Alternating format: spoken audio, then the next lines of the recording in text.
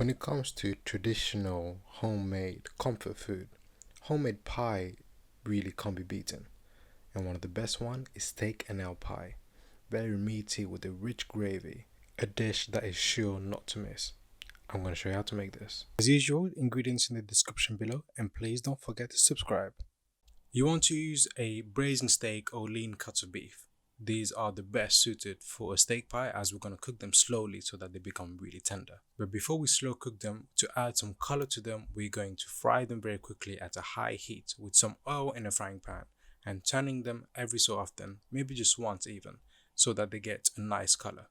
And while your meat is browning, cut the vegetables that you're going to add to the pan. So that's big chunks of onions and carrots. You can also add some mushrooms in there. They are going to slow cook, so they will become very soft. So keep them in chunks if you want to have some texture. So your meat has browned really well, remove from the pan and add your vegetables in the remaining fat. If you need a bit of oil, like I do here, you can always drizzle some. And now add your onions, mushrooms and carrots.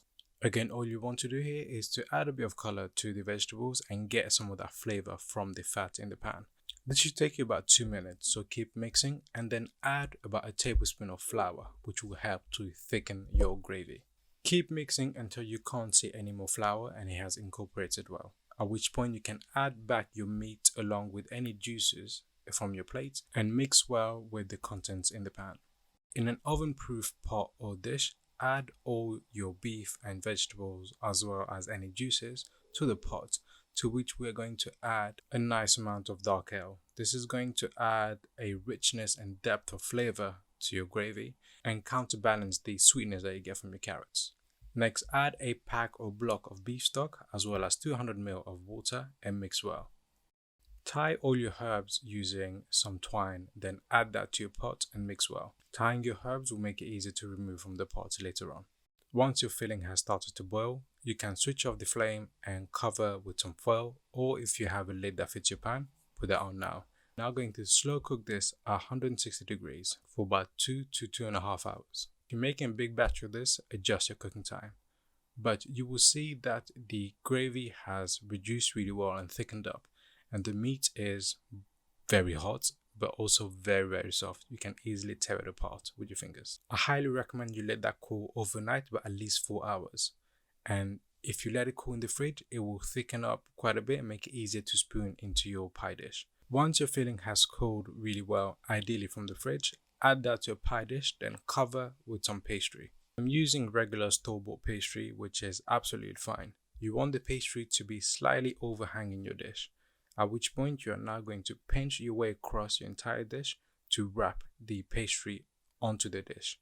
Now crack and whisk an egg well and use that as egg wash to brush all of your pastry. This is going to add a nice and lovely golden color.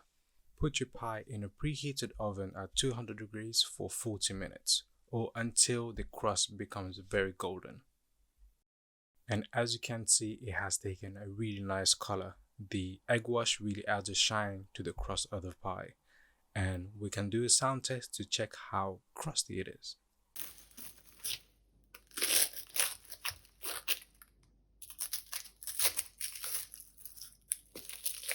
I recommend that you wait a few minutes before you dig into your pie. But if you're like me and you just can't wait and are super hungry when you see food like this, I don't blame you. Now, when you're making a family-sized pie, it can be a bit messy to eat, but just scoop everything onto a plate and dig in. This will be a delicious meal, I guarantee you, and definitely a winter warmer. Thank you for watching. This was my recipe for steak and ale pie.